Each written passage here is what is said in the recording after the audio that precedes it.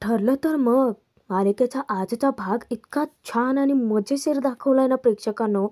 म्हणजे अर्जुनने बघा काहीही करून सायलीचे आणि मैनावतीचे DNA सॅम्पल्स मिळवलेच आहेत. आता घरातल्यांना हळूहळू संशय येतोय म्हणूनच प्रियाने एक जाळं विणलं या ज्यामध्ये सदाशिव मैनावती अडकलेत. आणि भाऊबीजेच्या दिवशी तर खूप मोठी कमालच घडलेत. म्हणजे बबलीच्या वहिनी खास तिला भेटायला आल्यात हा. आणि त्या भेटल्यात कुणाला माहिती आहे? डायरेक्ट प्रियाला. तो तर सीन असला कमालीचा दाखवलाय ना प्रेक्षकांनो. खरंच तुम्हाला सुद्धा तितकंच हसू येईल. खूप मजेशीर भाग आहे आज. शेवटपर्यंत नक्की बघा हा. भाग कसा वाटतो ते कमेंट करून कळवा. आणि हो, आपल्या चॅनलवरती फक्त आणि फक्त ठरलं तर मग मालिकेचे खरेच भाग तुम्हाला पाहायला मिळतील. त्यामुळे आत्ताच सबस्क्राईबही करा. अर्जुन रूममध्ये विचार करत असतो की सायली आणि तिच्या आईमध्ये जराही साम्य कसं नाही आहे. काहीही नाही. मला आता त्यांची DNA टेस्ट लवकरात लवकर करावी लागेल. तेव्हाच कळेल की ती सायलीची आई आहे की नाही. अर्जुन एका मनाने विचार करतो की ही गोष्ट सायलीला सांगू की नको. पण त्याला सायलीचं मागचं बोलणं आठवतं की जर मला माझे आई बाबा सापडले पण त्यांना जर मी नको असेल तर. माझ्या मनात त्यांच्याविषयी अजूनही नितांत आदर आहे. पण जर का त्यांनी मला नाकारलं ना पुन्हा तर ते सगळं मी नाही सहन करू शकणार. बोलणं आठवताच अर्जुन त्याचे विचार बदलतो. सायलीपासून सगळं लपवायचं ठरवतो. आधी तर DNA टेस्ट करायची आणि मग काय तो निर्णय घ्यायचा असा त्याचा निर्धार पक्का होतो. अर्जुन विचार करत असतानाच नेमकी सायली तिथे येते. आता ती त्याला ओरडते, काय हो तुम्ही पण? अजूनही तुमचं काम चालू आहे. तेव्हा अर्जुन विचारतो की अगं कुठे होतीस तू? किती वेळ लावलास यायला? सायली उत्तर देते की बाबांना सूप हवं होतं. मग काय किचनमध्ये जाऊन सूप बनवून दिलं. मग म्हटलं की आता किचनमध्ये आलोच आहोत तर सगळी आवराआवर केली आणि मगच वर आले. अर्जुनला नवल वाटतं. तो म्हणतो, किती दगदग करतेस तू? सायली सांगते की दगदग असं काही नाही पण डोकं ना थोडं चढ आलंय. आता अर्जुन थोडासा घाबरतो आणि विचारतो की काय तुझं डोकं दुखतंय? मी पटकन तुला बाम लावून देऊ किंवा एखादी गोळी? तेव्हा का सायली विचारते की अहो माझं फक्त डोकं दुखतंय. मी आजारी असल्यासारखं धावपळ का करताय तुम्ही? अर्जुन विचारतो की का? मला साधी शिंक आली तर इकडून तिकडे किती धावपळ करतेस तू? मग मी नाही करू शकत तुझ्यासाठी? अर्जुन सांगतो, मी तुझ्यासाठी पाम घेऊन येतो. सायली म्हणते की अहो राहू देत. तुम्ही हे सगळं काम सोडा आणि माझ्यासोबत थोडा वेळ गप्पा मारत बसा. म्हणजे मला बरं वाटेल. अर्जुन पटकन फायली वगैरे बंद करून टाकतो. ओके, काम आत्ताच्या आत्ता बंद. बेडपाशी दोघेही बसतात. अर्जुन विचारत असतो की आत्ताच सायलीचं DNA सॅम्पल घ्यायला हवं. तेव्हाच त्याचं लक्ष सायलीकडे जातं. तर सायली आपल्या केसांवरून हात फिरवत असते. तेव्हा त्याला एक आयडिया सुचते. ते म्हणजे DNA सॅम्पलसाठी एक केस पुरेसा आहे. म्हणूनच तो एक शक्कल लढवतो. सायलीला सांगतो की यस. सायली त्याच्याकडे पाहताच म्हणतो की यस अगं म्हणजे मी तुझ्याशी गप्पा मारता मारता तुला हेड मसाज देतो ना. थांब मी तुझ्यासाठी गरम तेल घेऊन येतो. सायली सांगते की बसा हो इथे. अहो तुम्ही माझ्यासोबत असतात ना तर तेच माझं औषध आहे. अर्जुन लाजतो. How sweet. माहिती आहे मला मीच औषध आहे. पण मीच स्वतः जर तुला हेड मसाज दिला तर? हेडेक कोण? थांब मी तुझ्यासाठी पटकन गरम तेल घेऊन येतो. त्यावर सायली पुन्हा म्हणते की तुम्ही बसा हो इथे.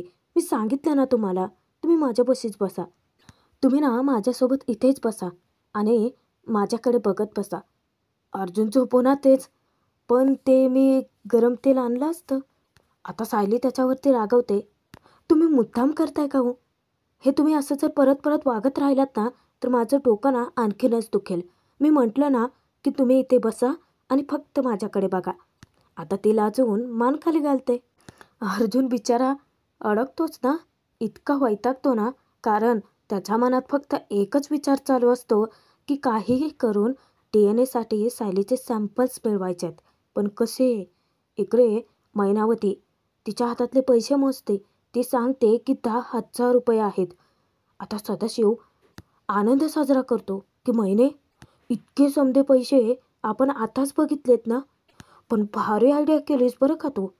नाही म्हणजे कुलपात चावी घालून पाक पसार झाले की. आता मैनावतीचं कौतुक होतंय तर ती लगेच मग अशी आयडियाची कल्पना केली ना म्या. असं कुलपामध्येच ती पिन घालायची की बघा कटकन आवाज येतो आणि असं कुलूप उघडतं. कुणाला कळणार बी नाही. पण ना मला एक शंका येते. सदाशिव विचारतो की कसली? अहो तेव्हा त्या कुलपामध्ये पिन घालताना सायलीने बघितलं की मला. आता सदाशिवला घाम फुटतो. पण नाही, काय बोलली नाही ती मला. गरीब बिचारे हायपवरती. तेव्हा सदाशिव म्हणतो की गरीब बिचारी नाही हा फक्त, तर गरीब बिचारी सोन्याचं अंड देणारी कोंबडी आहे आपल्यासाठी. म्हणजे कसं, एक हात पुढं केला की नोटा, दुसरा हात पुढं केला की नोटा. म्हणजे कसं, नोटाच नोटा. मैनावती म्हणते आपल्याला ना तिजोरीची चावीच मिळाली. चावी नाही नाही, आपल्याला तिजोरी उघडण्यासाठीची पिनच मिळाली आहे म्हणा की. दोघेही हसत एकमेकांना टाळ्या देतात. पण मिळालेली कुलपाची ही पिन या दोघांना कशी अडकवेल सांगता नाही येणार. अर्जुन सायलीसोबत बसलेला तर असतोच, पण मनात त्याच्या विचारचक्र चालू असतं. आता सायलीचा केस तर मिळवायचा आहे, पण कुठला काढू, इकडचा की तिकडचा? यार अर्जुन, सायलीपेक्षा ना तुझे केस खूप सॉफ्ट आहेत, पण घ्यावं तर लागेल ना. You can do it, you can do it. तो आता स्वतःलाच हिंमत देण्याचा प्रयत्न करतो.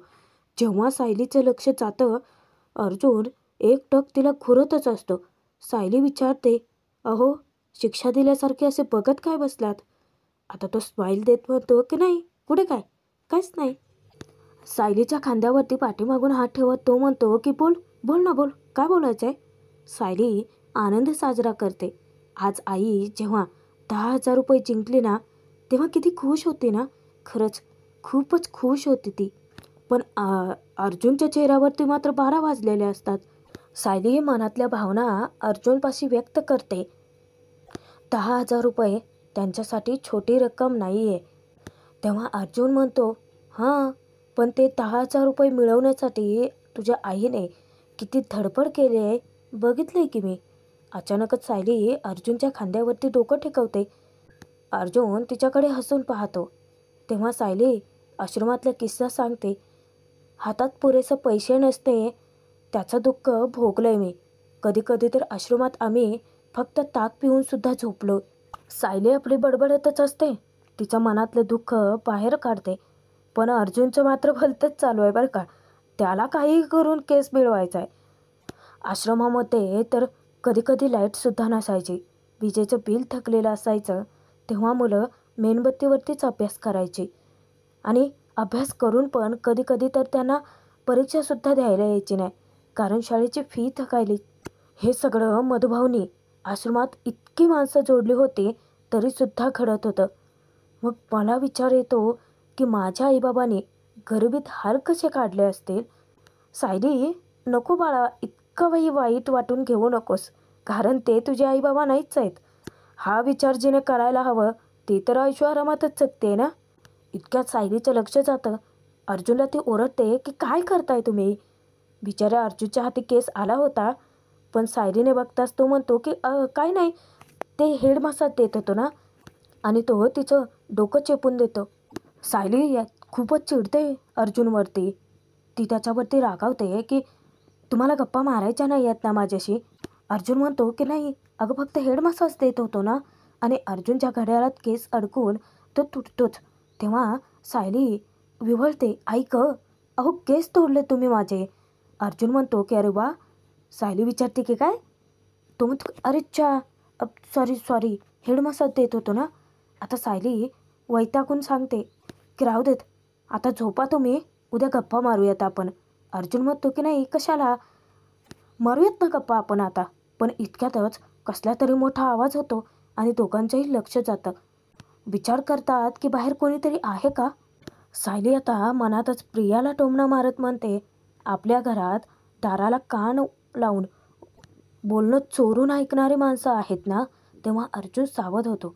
चोर पावलांनी तो दरवाजापाशी जातो. खाडकन दरवाजा उघडतो, पण बाहेर तर कुणीच नसतं. तो इकडे तिकडे डोकावतो, पण त्याच्या नजरेस कोणीच पडत नाही. सायलीला तो सांगतो, कोणीच नाही आहे. मग आवाज कसला झाला? सायली सांगते की राहू देत, आता गप्पा बस झाल्या, झोपूयात आपण, तुम्ही पण झोपा. अर्जुन म्हणतो की हो, आणि तो पटकन त्याच्या हातावरती जो केस आलेला असतो सायलीचा, त्याला तर इथंच सॅम्पलसाठी मिळालेला असतो. तो पटकन बॅगेतून छोटीशी पॉकेट पिशवी बाहेर काढतो आणि त्याच्यामध्ये तो केस ठेवत असतो. तेव्हाच सायली विचारते की अहो काय करताय, झोपा आता.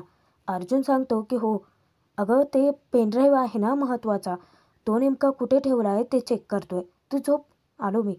प्रिया मात्र खालती पूर्णपणे बिथरून गेलेली असते.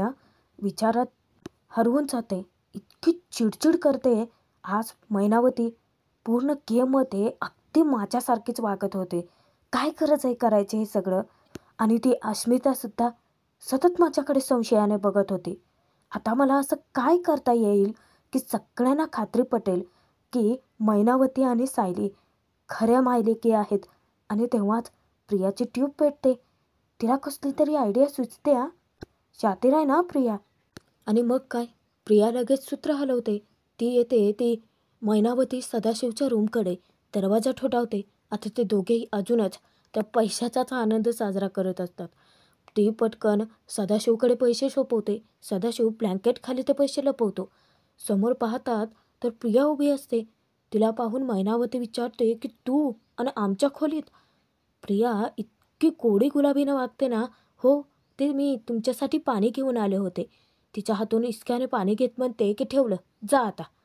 प्रिया सांगते की हो, आणि खरं तर मला तुमची माफीही मागायची होती. मैनावती त्यावर बोलते, केलं माफ, जा ना आता. आत्ता कुठे प्रिया तिचं जाळं विणते.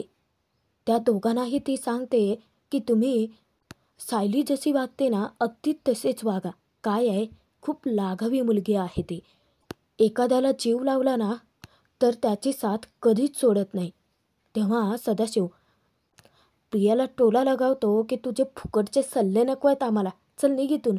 आता प्रियाला पुन्हा मैनावती ढकलणार. प्रिया पाय घट्ट रोवून तिथेच उभी राहते आणि मुद्दामच त्यांच्या डोक्यात असा काही विचारांचा चक्र फिरवते ना की हो, आणि सायली जर का म्हणजे चुकीचं कोणी वागत असेल आणि त्याच्यावर जर तिचा विश्वास असेल तरीसुद्धा ती त्याच्या पाठीशी खंबीरपणे उभी राहते. पण एकदा का तुम्हाला सायलीचं पाठबळ मिळालं तर तुम्ही तुम्हाला हवं तसं वागू शकता, अगदी बिनधास्तपणे. म्हणजेच काय, प्रियाने एका प्रकारे एक ठिणगी टाकली की मैनावती सदाशिव दोघांनाही सायलीसारखं वागायला भाग पाडायचं, जेणेकरून आपोआपच घरातल्यांची खात्री पटेल. ते दोघेही तिच्याकडे पाहतच राहतात. प्रिया हसत विचारते की निघू मी? मैनावती तर जबरदस्ती तिला हाकलूनच देते. दरवाजा दोघेही पटकन बंद करून घेतात आणि सदाशिव मैनावतीला अलर्ट करतो, त्या तन्वीच्या बोलण्यात येऊ नको, लय लबाड पोरगी आहे ती. तेव्हा मैनावती तिला शिवाय घालत म्हणते की मग काय तर, तिच्या आईबापाने ना तिला जराही संस्कार दिलेले नाही आहे. इथं तिथं नको तिथे नुसत्या काड्या करत असते. बघा बाबा, शेवटी तुमचीच मुलगी आहे, तुमच्यासारखीच असणार ना. मैनावती सदाशिवला सल्ला देते. पण ही बोलत होती ना ते बी बरोबर आहे. ते बी माझ्या आधीच ध्यानात आलं होतं. आपण काही बी झालं तरी सायलीचा पदर सोडायचा नाही. मग काय, आपल्याकडे नुसते पैसेच पैसे. सदाशिव समजावतो की हो, पण हे सगळं करत असताना ते कोणाच्या ध्यानात नको यायला. त्यानंतर दुसऱ्या दिवशी सुभेदार परिवार नाश्त्यासाठी एकत्रित असतं. तेव्हा विमल पूर्णाजीला नाश्ता देत सांगते की सायलीताईंनी खास तुमच्यासाठी दाणे घातलेले पोहे बनवलेत.